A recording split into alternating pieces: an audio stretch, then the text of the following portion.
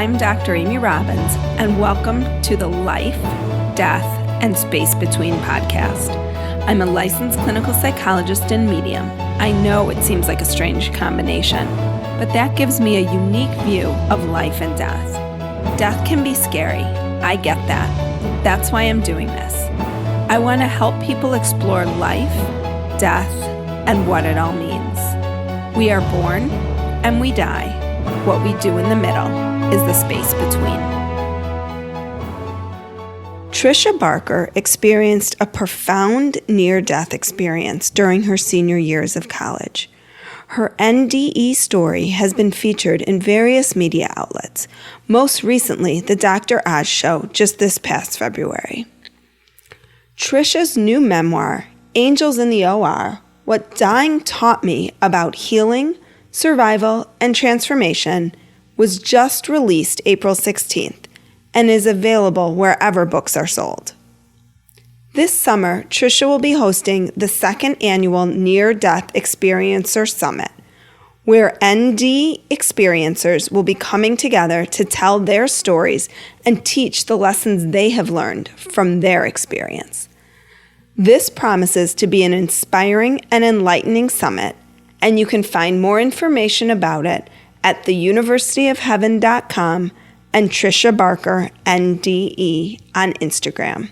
I'm excited to welcome Tricia to Life, Death, and the Space Between podcast today. Hi, Amy. Thanks for having me on. I'm excited to chat with you. Thanks for being here.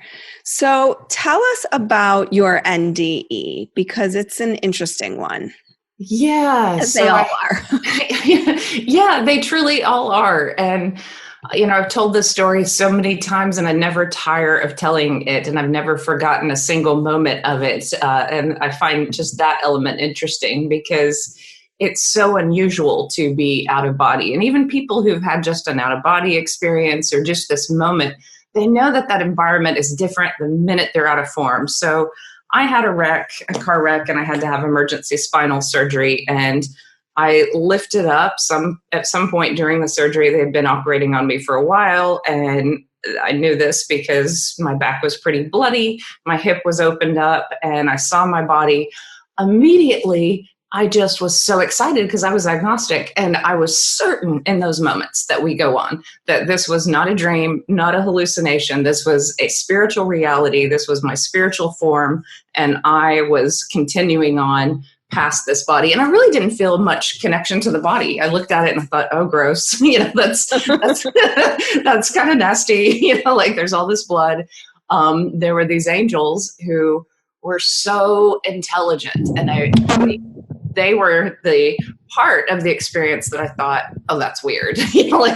Angels, I didn't expect this, but they were massive, about 9 feet tall, and had this healing light that they sent through their eyes into my spirit form. They were communicating with me. And that's really why I titled the book Angels in the OR, because I was shocked by these angels. That was the first image that really hit me. And then they said, watch this. And they sent this healing light through the back of the doctors into my body, lit up my body with this amazing light. And I knew that the pieces of bone fragment would be picked out, that I would walk again, that I would be fine. I knew that my body would be fine. And this was because of their healing energy that they were sending through the doctors. They were facilitating some of this healing. And that image was bizarre to me, but wonderful. It was both healing and communication at the same time. And then everything flatlined. So at that point, I knew I was technically dead. I heard the machine beep. And before that, I was probably just out of form before, the technical death of the heart. Mm-hmm. And later, this was written down as I just bled to death, that there were too many veins that were opened up and too many internal injuries, and I lost too much blood. So my near-death experience story has been studied a lot because I have veridical perception, which is the verified moment outside of form. So I saw outside of the operating room, I saw my stepdad get a candy bar out of the machine, and he was getting a Snickers bar. Later, this was verified, my mom and dad, and I do believe that this is why my heart kind of goes out to parents who have lost kids.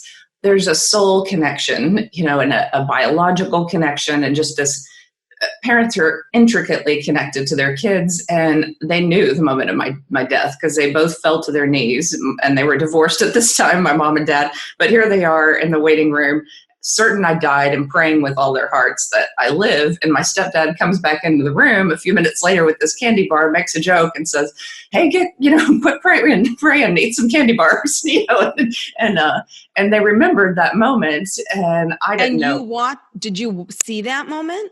I didn't see that moment. I only saw him get the candy bar. But of course, they remembered the candy bar, my mom and my dad later. And so that was, part of my story.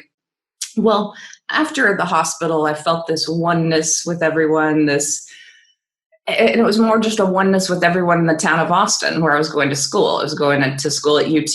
And so I just felt one with Austin, just this peace, almost like I was saying goodbye to the world and the world that I knew around me and the people that I'd known, and just sending love to them in this spiritual sense, like thank you and goodbye. And then the sky kind of opened up, and I guess that's the part where I transitioned through. It was a very quick tunnel, but it was just darkness. And then suddenly I was in what looked like the cosmos, or, a lot of stars. But I knew that this light that was coming for me was God. Like it was a form of intelligence, and God helped me through the life review. And my life review wasn't extensive, but I was shown. Well, you were young, right? I mean, you were 18 at the time. 22. Yeah. 22. So I hadn't done a lot to really look at deeply, but I was judgmental, and I saw that any judgment cuts us off from the light of other people, that I was missing the hearts of people and how they were really good and really beautiful, and judgment kept me from seeing that. And how did that show up for you? I have so many questions right now. What's that? Because we talked before, but I didn't want to hear the full story because I wanted to be able to really respond in kind of the most curious fashion possible. Yeah.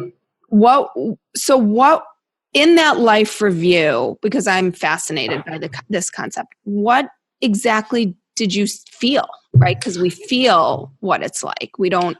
Yeah. So I felt the other people. And so I felt that, and I didn't hurt them deeply, the people I was shown. They just wondered about me. They were like, why is she so closed off? Why is she so depressed? Why is she so sad? And they actually prayed for me. The couple that I saw in my near-death experience, I worked with them at a restaurant, and I was a college student, and they were older, and hadn't gone to college and had a kid. And I just thought I have nothing in common with them. They're professional waiters and waitresses, and I'm going to be a big shot. I'm going to a big university, and, I wear better clothes. And all kind of ridiculous things that I thought separated me from them. And here I was suffering, and here they were just like full of the light of God and loving people who actually cared about me. And I thought, wow, these two people cared enough to include me in my prayers, and I could barely even say hello to them. And I felt so ashamed of myself, and maybe I've never fully even verbalized that before, but I just thought how silly of me to think that just because they don't have a college degree or wear Doc Martens, that they're not cool. Right.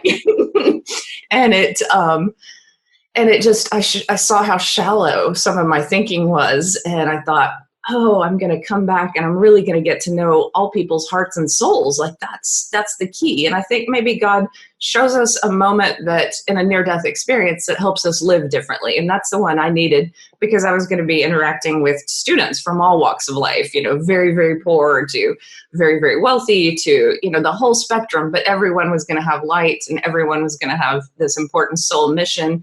And it was my journey to see their heart and help them expand, not to judge them. And, even teachers can be judgmental, of students based on, and I saw this when I worked in school districts, like, oh, this kid wore a concert t-shirt, I don't like him, he goes to bad concerts, or, oh, this girl dresses in mini skirts, she's a slut, or, whatever, there's that judgment that it's even teenagers, and that hurt me so badly. I did not judge my students. I knew very clearly that God was like, that's not what you do. So you saw that image And then Yes. what else happened? Well, then I saw other times where I was very much in tune with the love of God as a kid. So I played in nature, and I was very much like a meditator. Even as a kid, I would go out into nature, close my eyes, sit cross-legged, and animals would sometimes come near me. And I was very peaceful, and that helped me escape some of the worries I had and pain I had as a kid. That nature was incredibly healing. And so I heard the message, remind them to go to nature. And then I saw how I loved pets and loved my friends and loved people. And I heard the message, love is all that matters. It's all that you take with you. So that was part of that message too, was love is it. That's what we take with us. Mm-hmm. And then at what point did you return to your body? Well, I transitioned into heaven, and I met with my grandfather. He was the only person who was dead at that time, and we spent some time communing. And just like the angels, he talked with me through telepathy, through his eyes, and it was just very calming. It's just that cognizance, right? Like that knowing, you just know it. Yes, exactly. I call that soul knowing. Yeah, I like that. That's a good term. So we just knew each other and communed for a minute. And he asked me if I wanted to go on to the light of God. And I saw the light of God as this bright, bright light up in the right-hand corner. And my soul just flew towards the light of God. I just could not wait to get close to that love. And that's the most powerful part of my near-death experience. And that's what I come to time and time again. And that's, people live in this world and they want greater faith. And I think if they had just 10 seconds of that feeling of God, they'd never question God's existence ever again, because I felt better than I'd ever felt in my life. I felt more loved, more whole, more happy, more at peace, more free. Just every good feeling was amplified a million times. And I didn't want to come back, because it feels like, oh, you're home and you just want to journey closer and closer to that love and finally feel good. We can never in our bodies, I don't think, ever feel that power. We can get glimpses of it, but there is just this absolute everlasting peace that I felt, and joy and excitement. So it was many things at once, but I was stopped. It seemed like there was a barrier at some point, an energetic barrier. And I was told to look down, and I was shown all these many souls, and I knew them to be souls. They were lights, and some of them were covered with what it looked like fear, which was like a shadow, and others had their lights on. And God said, you have to remind them to turn on their lights. And that seems like such a simple thing. Wow. But it to me, and I understood it was going to be students, and I understood it was going to be public schools and colleges. I knew that it was that, like there's just, as you say, this knowing that was part of the communication, that was going to be the easiest way for me to reach people, to really give them a self-esteem, a connection to their power, a connection to their spiritual being, and, go out into the world as a light instead of someone filled with fear. And I knew this, and then I argued for a minute with God. I was like, oh yeah, but I wanted to go to law school, and I wanted to be, like ruining my plans here. Yes. That phrase, when you make a plan, God laughs. This is like really it in its purest form, right? Oh yeah. and God really did laugh at me. I mean, like truly laughed at me. And I felt like either kicked or hurled back into my body. But I mean, it was kind of like this, I was ejected out of heaven, and that was the last thing I heard, is that, you must remind them to turn on their lights. And so that's all I was given, was this mission. And later I would learn that a lot of near-death experiencers wish they had a mission, but I woke up and I was like, okay, I can't ever go against that. No matter what I do, no matter how I mess up in life, I have to show up in these school districts. I have to be a good teacher, and I have to be there for these students in a spiritual sense and in a realistic sense. And I mean, like when God gives you an order, you have to go ahead and follow it. And you weren't religious. No. Before this happened. No. And these angels, can you describe, did they look like the way we see angels, or the way we see angels in pictures, or everything was just this knowing, this sense of knowing? There's a couple of pictures of archangels that are very powerful and strong. Sometimes they depict Michael or Raphael or, Mm-hmm. like just like huge beings, but I didn't see clothes or robes or wings or that kind of thing. It was just a flow of light. So yeah, I Mm-hmm. could see where robes might be interpreted, because it was just flowing energy. So they were light beings, makes more sense to me than angels because they were composed of light. And they Mm-hmm. were powerful. So yeah, they're not human, not animal, just they're spiritual beings that are messengers of God or light beings that are there to maybe connect us to God in a way that makes sense in that moment. Like I needed healing energy. Had the whole power of God showed up in that operating room, that might have been too much. But, the focused energy of healing through these angels made sense to me. And I think they help us make sense of that environment, that afterlife environment, because they've been there and they understand it. They, Mm-hmm. are part of it. And the God piece, same thing, was just an intent. Like, how did you differentiate between what was angels, what was archangels, what were archangels, what was God? I mean, it was Yeah, just that knowing. it's a lot of the knowing. The archangels, they had to be guardians or archangels because they were so large, in the operating room and so powerful. And God, this is a tough question because near-death experiencers get attacked on both sides. We get attacked by atheists and agnostics, and we get attacked by some literal interpreters of the Bible, some Christians who say that, this was not God. This was just, the devil posing as God because you didn't see Jesus, or like we get attacked deeply. And I always reply, look, the soul, like you say, has this knowing. And when you're in the presence of God, you're in the presence of God. There is no denying it. And I just knew this to be God. I could call this light. I could call this source. I could call it divinity.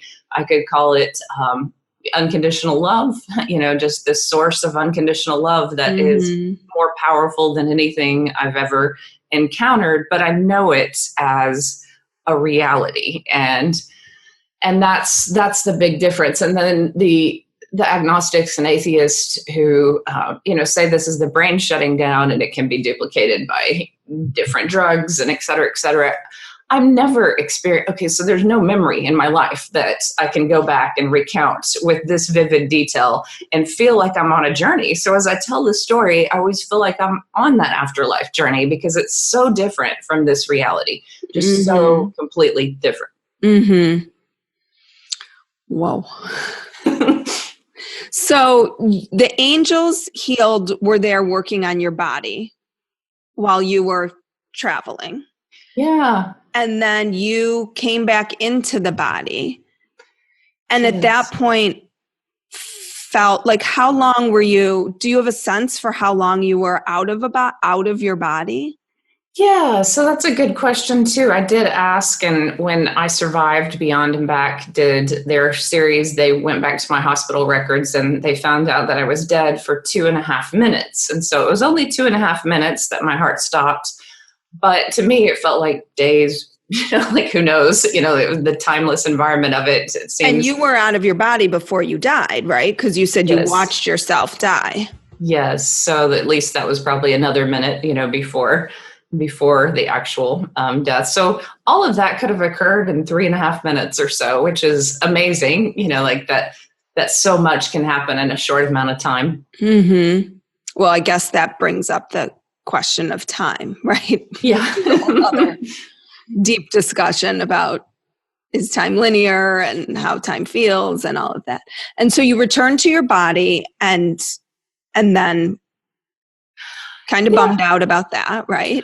Well, yeah, it's interesting. Some people say that they have to remember, I knew immediately, and I was disoriented as soon as I was back in my body. I felt larger than my body. I felt like my consciousness was both outside of me and inside of me, and they were asking me my name, and I kept referring to myself in third person because, of course there was anesthesia and confusion, but I felt like I was more than this body, and it annoyed me to have to come back to this body. It was just Tricia and her psychology and her life and her, and that's what I have to be. And so I kept talking in third person. Eventually they wouldn't let me out of, that area until I would say I and Tricia and identify as myself. And so I was talking to nurses about the unconditional love of God. I was telling people, even when I was, pumped up with morphine and probably not making complete sense, like, God's so amazing. God's amazing. And people would just laugh and go, yeah, I believe in God. Mm-hmm. Did any of the people operating on you experience anything? Well, and that's sad. My surgeon, I did confront her, and she was really shocked. I said, hey, I died. And she said, yeah, we thought we lost you for a couple of minutes, but you're fine. You're getting blood transfusions. You're going to be fine. And she was really guarded. And so every time I brought it up, I could sense her step back and almost like pushing back at me going, quit talking about this. So I got the sense that it was something that she was either embarrassed that I had died on the operating table because she prided herself as a very good surgeon, and she just wanted to look at how well I was going to heal and I was going to walk, and she saved my leg. And, there was a lot of success to the surgery, and that's what she wanted to talk about. And I don't know. I've heard other people's stories about how they were considered, they needed to be hospitalized, or they thought it was psychosis, or, those types of things. So I think she just wanted to avoid the discussion. Gosh. And she had so much help. No, right? And we can't get through this world without help. So, and how amazing to think that you can call on that help, right? Yeah. Sometimes if you need it.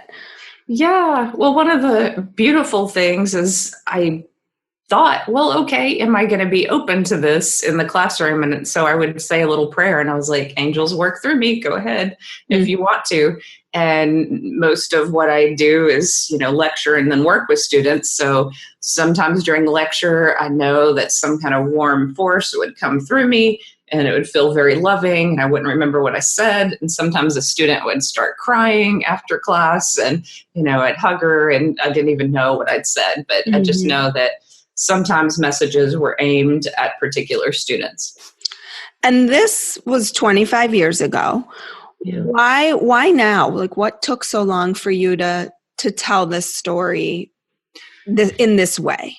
Yeah, so this is, my story's more than the near-death experience, because it is the story of a young woman in our culture who, if you're, say if you grew up poor, if you grew up as a minority, if you grew up as a woman, if you grew, you add all these different elements, then your journey is going to be different in this society. And it took a lot of courage to make that first YouTube video, to go ahead and go, you know what, I'm going to be public about this. But people kept interviewing me. National Geographic interviewed me, and they only got a little piece of my story. They almost made it sound kind of goofy, like Tricia believes the angels or the spirits still work through her, today. That's like what the blurb said. I was like, no, I've got to talk about this in my own way.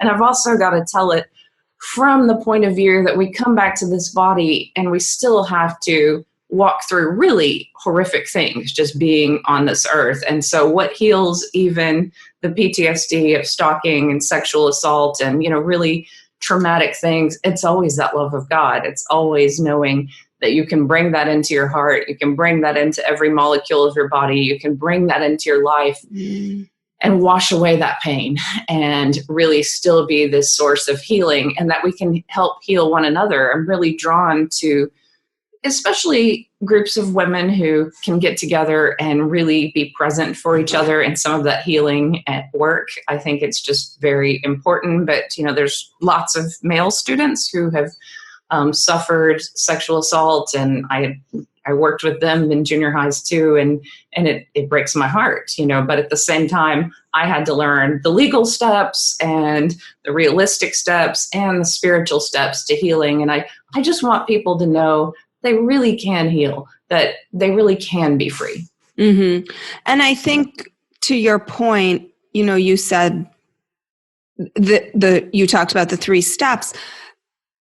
I don't think that you can just be one, right? Like, you have to integrate. This is obviously my thing, is integrating the spirituality with the psychology, because we are human. We are in a human body. We do have real feelings and emotions. And so you have to be grounded in that in order to go up and, I think, too, receive the healing that can come from the people that can help us from beyond, right? Like there's people who can help us in this, on this earth, in this reality, but there's also other realities where we can look for help. And I don't think that you can just do one or the other. I think the integration of both is really where the most powerful healing can happen. Yeah, I totally agree. Like it seemed to go in those 3 stages, like the physical steps of contacting police, taking self-defense courses, for me, weapon training classes, anything that made me feel physically safe. Then I opened up to the psychology of it. And then, there is the cutting cords with the, the spiritual elements of it too. And the deeper and deeper healing and receiving of healing. So it is a 3-stage, where you're in shock and you have to take care of your physical world, then the psychology, then the spirituality of it. And sometimes that can come much later, and it's okay, for people to walk a while through the physical and psychological aspects of it. Right. So how has your life changed? I mean, obviously drastically. And what do you feel like where do you think your path would have been versus where it is? Is it, you said you wanted to go to law school. Yes. Yeah. So the plan was to traipse around Europe for a while, maybe work as an editor and just, take a job in New York City, try to get into the best law school I could and be as successful as I possibly could. And as defined by what? Money? Yeah, because I grew up poor. So, eventually I wanted to make money. And it sounds awful, but I had it in my head, that I was just going to be so political and so, whatever it took, to make money. And if that meant, whatever it meant, that was just the goal. And that's kind of a sad goal, but I don't think it's uncommon. I don't think that, in this, I was just a product of America. You grow up poor in America and you might want nice things, you might think that that's success. That shows you're smart. That shows you, have done something with your life. And that's just how I defined it. So I don't think I would have been giving. I don't think that I would have helped too many people. I think that I would have had a bigger ego. And I think that, my ego would have been based on how I appeared to the world, not what I did in this world. And the greatest, happiest moments of my life have been not when I've done something, but when one of my students has opened up and succeeded and changed. And, I look at that and I'm like, wow, I had a small part in that. And their lives affect so many other lives, their family, their children, everyone they interact with. And I'm like, that's spreading love. That's spreading success. That's the greatest success. God, that's just an amazing message. So what would you say are your biggest takeaways for my listeners from your experience? My biggest takeaway, and I say this time and time again, is you can heal. So nature is a great place to begin. Meditation is a great place to begin connecting and calming down that nervous system. We're so overstimulated, and God is a part of our lives and can work magically through our lives, but we have to open up to that, and we have to open our hearts to that experience. And nature can be a first step. Meditation can be a first step. And no matter who you are, what you believe, even if you're atheist or agnostic, if you meditate, you're taking a break from the interactions of your mind and the overstimulation of your mind. And you're at least opening yourself to more relaxation and the possibility of greater healing. But yeah, the near-death experiences teaches us love as all that we take with us. So in the best of times and the worst of times, if you have love and if you're giving love, you're good. You're golden. There's that. Love is all. I'm writing that one down. All we take with us. Yeah. So if you write a book with the hopes to spread love and to spread healing, then you're good, and people attack people for all kind of things, but if you know your intentions and your reasons for what you do and that it's love, then, that it just I know that I've been touched by love from people from other generations through a painting, through a book they've written, through something they've done. I've just felt the inspiration and the passion and the joy. And, that's what I hope to do is someday I'll be dead and gone, but, maybe someone will pick up the book and go, well, that helped me. Thanks. Whoever you are out there in the cosmos. Right. And you have this near-death experience summit coming up. So can you explain, because this is the way you're doing it seems really, it's different. It's not how most summits are usually. So tell everybody about it and tell them where they can find you and how they can purchase it. Last year, I created the first annual online near-death experience summit, and I got together 12 speakers. And then in one day, these speakers just spoke about their experiences, and listeners could interact with them. This year, I'm doing it a little bit differently, and I'm partnering with University of Heaven.